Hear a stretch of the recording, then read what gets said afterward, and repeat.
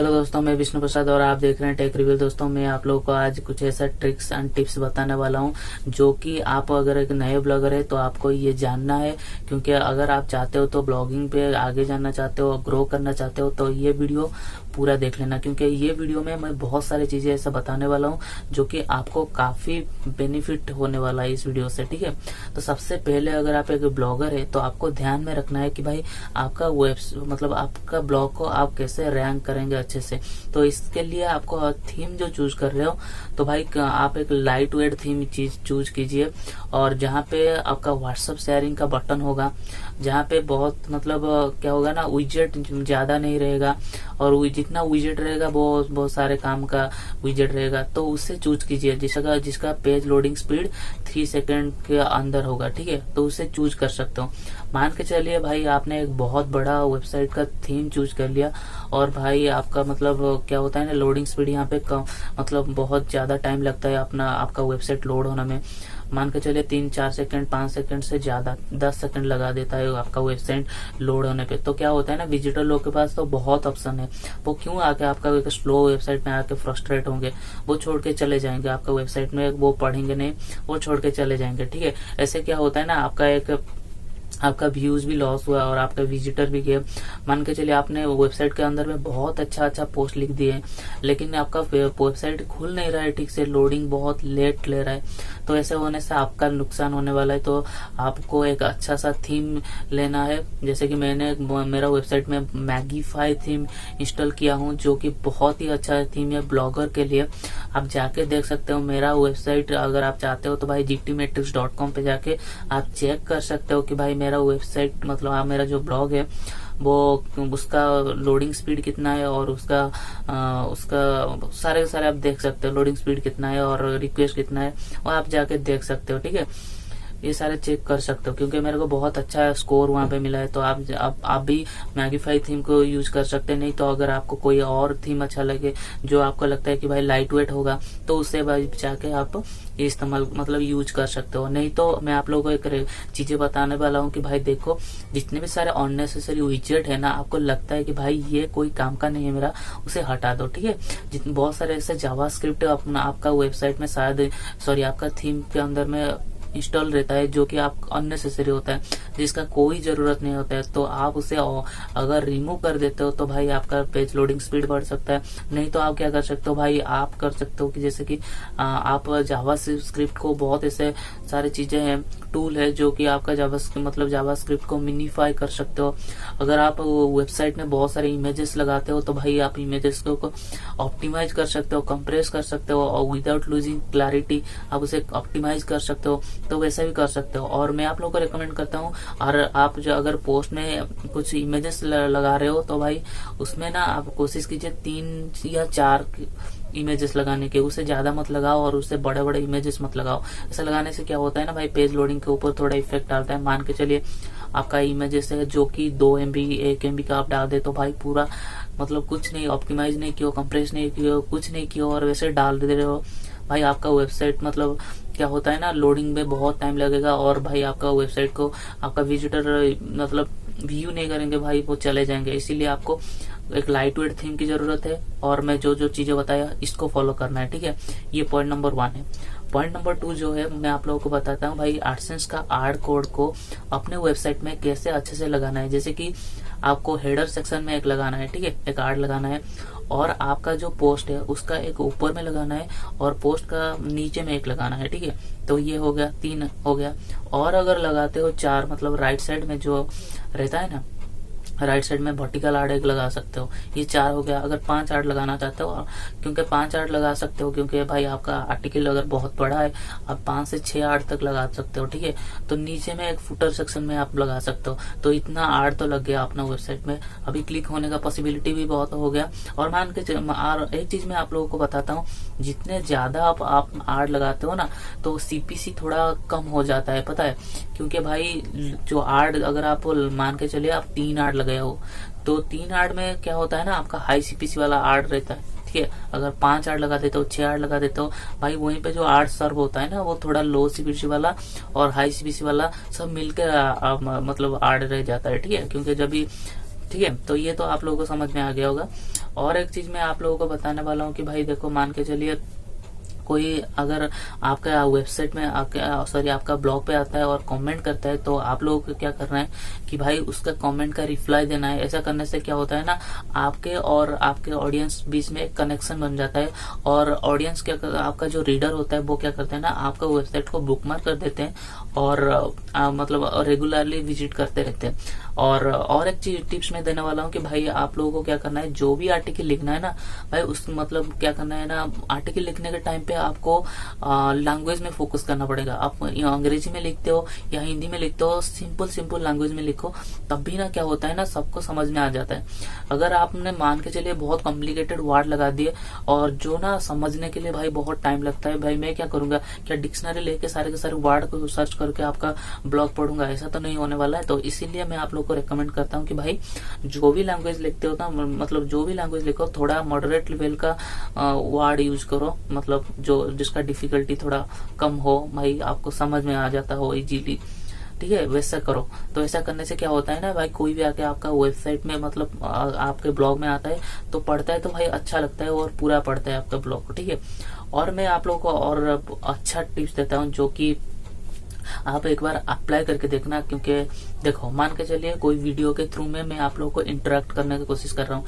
यहाँ पे मैं कैमरे से बात कर रहा हूँ, लेकिन आपको लग रहा है कि भाई आप कैमरे से बात कर रहा हूँ, लेकिन आपको लग रहा है कि भाई मैं आपसे डायरेक्टली बात कर रहा हूँ। ऐसे क्या होता है ना, हमारे बीच में एक कनेक्शन बन जाता है। ठीक है, वैसे ही अगर आप ब्लॉग पे लिखते हो तो भाई अगर कोई आके आपका ब्लॉग पढ़ता है तो उनको लगता है कि भाई ये क्या है, जैसे कि लगता है कि कोई कुछ रोबोट या कुछ ने किसी ने लिख दिया है और आप जाके पढ़ रहे हो उसे, ऐसा लगता है। लेकिन अगर आप मान के चले लिखते हो, क्या आप परेशान है, क्या आप टेंशन है कि आपका मोबाइल फोन ठीक से काम नहीं कर रहा है, तो ऐसा लिखना है। तो टेंशन मत लीजिए, आसान है, आसानी से इसका सोल्यूशन निकल सकता है। और अगर आप इस पोस्ट को पूरा पढ़ते हो तो इस पोस्ट के अंदर में, इस आर्टिकल के अंदर में मैं पूरा टॉपिक को कवर कर दूंगा। ऐसा अगर आप लिखते हो तो भाई जो पढ़ता है ना, उसके और आपके अंदर में एक ना कनेक्शन बन जाता है और वो आपका आर्टिकल को पूरा पढ़ता है। ठीक है, तो वैसा करना है। तो ऐसे कुछ टेंशन लेने का बात नहीं है, ये चीज को आपको फॉलो करना है। और एक चीज मैं बताने वाला हूँ कि भाई अगर आप ब्लॉगर मतलब न्यू ब्लॉगर हो, आपको किसी का इमेजेस या किसी का वीडियो फुटेज मतलब कॉपीराइटेड चीजें आपको नहीं लगाना है, क्योंकि इन फ्यूचर आपको प्रॉब्लम हो सकता है, इन फ्यूचर होगा, आपको कॉपीराइट क्लेम भी आ सकता है। इसीलिए मैं बोलता हूँ कि भाई आप ऐसा मत कीजिए। बहुत सारे ऐसे वेबसाइट है जिसके बारे में मैं बाद में बात करूंगा, वो क्या करता है ना, फ्री में आप लोगों को इमेजेस प्रोवाइड करता है जो कि कॉपीराइट फ्री इमेजेस होते हैं। कॉपीराइट फ्री मतलब आपको कुछ इमेजेस ऐसे होता है कि भाई विदाउट एट्रीब्यूशन में काम करता है, जैसे कि आपको ऑथर को कोई क्रेडिट देना नहीं पड़ता है। लेकिन कुछ वेबसाइट ऐसे हैं जो आपको मतलब ऑथर को एट्रीब्यूशन देना पड़ता है, वो मैंडेटरी है, आपको देना पड़ेगा। ठीक है, तो वहां पे आपको मतलब आप दे सकते हो, लेकिन अगर नो एट्रीब्यूशन रिक्वायर्ड लिखा हुआ है तो भाई आप उसे बिंदास यूज करो, कुछ प्रॉब्लम नहीं होने वाला है। आपको कोई ऑथर को क्रेडिट देने कोई जरूरत नहीं है, इसको आपको याद में रखना है। ठीक है, ये चीज तो आप याद में रख लिए। और एक चीज मैं बताने वाला हूँ कि भाई आपको किसी का कंटेंट, अगर कोई मान के चलिए किसी ने अच्छा कंटेंट लिखा है और आप जाके देख लिए, आपको भाई मतलब ऐसा लगा कि भाई चलो इसको कॉपी कर लेते हैं और अपना बना लेते हैं, वैसा मत करो, क्योंकि गूगल आपसे बहुत स्मार्ट है। ठीक है, अगर आप किसी का कंटेंट को कॉपी कर रहे हो ना भाई, उसको पता चल जाता है गूगल को। ठीक है, ऐसा मत समझो कि भाई गूगल कोई इंसान है, मैं ऐसे बोलता हूँ। भाई मैं बोलने का तरीका आप समझो क्या मैं बोलना चाहता हूँ। ठीक है, और मैं एक एग्जांपल देता हूँ। भाई मैंने एक बंदे ना व्हाट्सएप में मेरे को हेल्प मांग रहा था कि भाई मेरे को ये बता दो वो बता दो भाई। ठीक है, मैं उसको हेल्प कर रहा था, ब्लॉगिंग उसे सिखा रहा था, लेकिन उस बंदे ने क्या किया ना, मेरा वेबसाइट चेक किया और सारे के सारे पोस्ट को वो कॉपी करने लग गया। उसको अच्छा लगा, भाई कॉपी कर लिया। मैंने बोला भाई मैं तुम्हें हेल्प तो कर रहा हूँ, तुम क्यों मेरा पोस्ट को कॉपी कर रहे हो? भाई वो मानता नहीं है, इतना झूठ बोलता है। ठीक है, तो आप ऐसा, अगर आप ऐसा चीट कर रहे हो किसी को भाई, तो आप ब्लॉगिंग करना छोड़ दीजिए, क्योंकि आप ब्लॉगर आपके लिए नहीं है और ब्लॉगिंग प्लेटफॉर्म आप लोगों के लिए नहीं है। ठीक है, आप छोड़ दीजिए, क्योंकि ब्लॉग अगर आप ग्रो करना चाहते हो, ब्लॉगिंग को आज बिजनेस मत समझो, ब्लॉगिंग को आज मतलब पैशन समझो, मतलब आप पैशनेट हो कुछ चीज करने के लिए ना। क्योंकि ब्लॉगर पे क्या होता है ना, आपको इनिशियल टाइम में इतना पैसा नहीं मिलता है, हाँ कि नहीं? तो पैसा इनकम करने के लिए थोड़ा टाइम लगेगा। ठीक है, अर्निंग के लिए टाइम लगेगा। तो इस टाइम पे अगर आप भाई पैशनेट हो तो भाई आप उससे मतलब मैनेज कर लोगे। अगर आप भाई पैसे के लिए भाग रहे हो और आपको नहीं मिल रहा है अर्निंग, तो आप क्या करोगे भाई, बीच में छोड़ के चले जाओगे। तो आपको नहीं पता आगे चल के कभी आपका कोई भी मतलब पोस्ट रैंक कर जाएगा, तो आपको ये भी नहीं मालूम। तो इस चीज को आपको मतलब समझना है, ठीक है। आपको किसी से कॉपी पेस्ट भी नहीं करना है, आपको ब्लॉगिंग को छोड़ना नहीं है, आपको करना है। आपको इसके साथ साथ एसईओ पे भी काम करना है। जैसे कि मान के चलिए आपको, अगर आप अच्छे कंटेंट राइटर है लेकिन आप लोगों को पता नहीं है भाई एसईओ क्या होता है, तो भाई कोई फायदा नहीं है। ब्लॉगिंग कर रहे हो लेकिन आपका कोई भी पोस्ट रैंक नहीं हो रहा है, तो ऐसे करने से क्या फायदा, आपको तो विजिटर नहीं मिलने वाला है। तो एसईओ आपको समझना पड़ेगा भाई, एसईओ कैसे करना है। जैसे कि on page SEO, of page SEO हो गया, जैसे कि टेक्निकल एसईओ हो गया, ये सारे के सारे चीजें मैं कोई दूसरा वीडियो में बता दूंगा। तो आज मैं सिर्फ हिंट्स देने वाला हूँ कि ऑन पेज एसईओ क्या होता है। मैं ऑन पेज एसईओ वही होता है जो आपके पेजेस, मतलब जो करंटली कोई पोस्ट लिख रहे हो वहीं पे जो काम कर रहे हो ना, जो एसईओ कर रहे हो उसको बोलते हैं on page SEO. Of page SEO मतलब तो उसके बाहर में जैसे हो गया बैकलिंक्स बना रहे हो, कुछ बना रहे हो, वो सारे हो गया ऑफ पेज एसईओ, ठीक है। जैसे आपको क्या करना है कि भाई अगर बैकलिंक आप बना रहे हो, ठीक है, तो बैकलिंक यहीं पे बनाना है जहाँ पे आप लोगों को भाई अच्छा डू फॉलो बैकलिंक मिले, अच्छा डीएपी है उसका अच्छा हो, ठीक है। तो उससे आपको बैकलिंक्स लेना है। और अगर वेबसाइट से आपको कोई बैकलिंक लेने का कोई जरूरत नहीं है, मान के चलिए आप बहुत सारे बैकलिंक बना दिया और सारे के सारे उसका डीएपी अच्छा नहीं है, तो कुछ फायदा नहीं है। इससे अच्छा है कि आप जाके 2-4 वेबसाइट से जाके बैकलिंक बनाए जहाँ पे डीएपी अच्छा हो, तो वैसे उसका ज्यादा फायदा होता है। और एक चीज मैं बताने वाला हूँ कि भाई आपको डू फॉलो बैकलिंक लेने के साथ साथ आपको नो फॉलो बैकलिंक्स भी लेना है। क्योंकि भाई अगर आप सिर्फ डू फॉलो बैकलिंक्स लोगे तो गूगल को ऐसा लगेगा कि भाई आप कुछ कर रहे हो, तो ऐसा नहीं करना है। आपको डू फॉलो बैकलिंक्स लेना है और नो फॉलो बैकलिंक्स लेना है। ये चीजें तो आप कर सकते हो, ठीक है। तो और एक चीज मैं बताने वाला हूँ कि भाई अगर आप मान के चलिए बहुत सारा बैकलिंक्स ले रहे हो लेकिन मतलब जिसका डीएपी अच्छा नहीं है उससे ले रहे हो, कोई फायदा नहीं है। मैं आप लोगों को बताता हूँ, 4-5 बैकलिंक्स ले रहे हो लेकिन हाई डीएपी वाला ले रहे हो, उसका बहुत बेनिफिट है आपके लिए, ठीक है। और आप जैसे आपको ना ऐसे वेबसाइट में बैकलिंक्स नहीं लेना है जहाँ पे वो इलीगल पोस्ट करते हैं, जैसे कि पोर्नोग्राफी कंटेंट हो गया, जैसे कि ड्रग्स वगैरह हो गया, वो सारे के सारे टाइप का जो पोस्ट लिखते हैं। तो वहां पे जाके अगर आप डू फॉलो बैकलिंक ले रहे हो या बैकलिंक्स ले रहे हो, भाई क्या होता है ना, वहीं पे क्या होता है भाई आपका रैंकिंग पे खराब मतलब बैड इम्पैक्ट पड़ता है। तो आपको बहुत से सारी चीजों से दूर रहना है। और मैं आप लोगों को बोलता हूँ कि भाई आपको बहुत सारे ऐसे वेबसाइट होता है जो पेड सर्विस प्रोवाइड करता है। आप गेस्ट पोस्टिंग करते हो तो भाई पेड गेस्ट पोस्टिंग रहता है और कुछ फ्री में देते हैं। जैसे कि मेरा जो वेबसाइट है तो मैं फ्री में गेस्ट पोस्टिंग दे रहा हूँ। कोई आके अगर मेरा वेबसाइट से एक डू फॉलो बैकलिंक्स लेना चाहता है भाई मैं दे सकता हूँ। तो इसके लिए आपको भाई यूनिक कंटेंट लिखना पड़ेगा क्यों, और उसके साथ साथ आपको अच्छे से एसईओ फ्रेंडली अगर आप कंटेंट लिखे हो तो भाई मैं चेक करूंगा और आपको एक अच्छा सा डू फॉलो बैकलिंक्स दे दूंगा और आपका कंटेंट को मैं पब्लिश भी कर दूंगा। और बहुत सारे ऐसे वेबसाइट है जो आप लोगों को पेड गेस्ट पोस्टिंग लेते हैं, तो वैसे अगर आपके पास पैसा है तो आप दे सकते हैं, ठीक है। जैसे कि मैंने भाई एक यूट्यूबर से कांटेक्ट किया था, भाई आपको पता है नाम लेना नहीं चाहूंगा, उसको मैंने बोला कि भाई मैं आपके लिए कुछ लिखना चाहता हूँ, आपके लिए गेस्ट पोस्टिंग करना चाहता हूँ।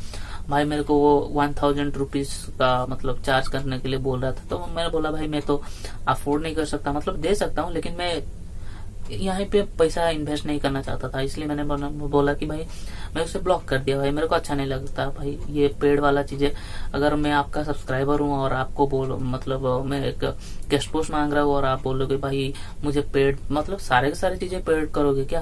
भाई मान के चलिए मेरा जितने भी सारे सब्सक्राइबर है, मैं जिंदगी में कुछ भी चीजें दूंगा ना वो सारे के सारे फ्री देने वाला हूँ। और कोई थीम प्रोवाइड करूंगा, कुछ भी दूंगा सारे के सारे मैं फ्री में दूंगा, कुछ एक भी रुपया नहीं लेने वाला हूँ। गेस्ट पोस्टिंग हमेशा फ्री, ठीक है। लेकिन आपको क्वालिटी कंटेंट देना है, एसईओ फ्रेंडली लिखना है, ठीक है। अभी तो मेरा वेबसाइट इतना बड़ा नहीं हुआ कि भाई आपको मतलब मैं बोलूंगा कि भाई मेरा वेबसाइट का डीएपी बहुत हाई हो चुका है और आप जाके गेस्ट पोस्टिंग करो। जब आपको लगेगा भाई हाँ अच्छा खासा व्यूज आ रहा है और अच्छा खासा वेबसाइट है तो आप जाके मेरा गेस्ट पोस्टिंग कर सकते हो मेरे वेबसाइट में। और एक चीज मैं बताना चाहता हूँ कि भाई बहुत सारे ऐसे लोग आते हैं मेरे वेबसाइट देखते हैं और बोलते हैं उनको अच्छा लगता है और मुझे काफी प्राउड फील होता है क्योंकि उन लोगों को पसंद आता है। जैसे कि बहुत सारे आउट ऑफ इंडिया में बहुत सारे लोग आते हैं, वही बोलते हैं भाई गेस्ट पोस्टिंग करना है, तो मैं बोलता हूँ हाँ भाई फ्री में मैं कर देता हूँ। वैसे 1-2 लोग का मैंने गेस्ट पोस्टिंग किया हूँ मेरे वेबसाइट में।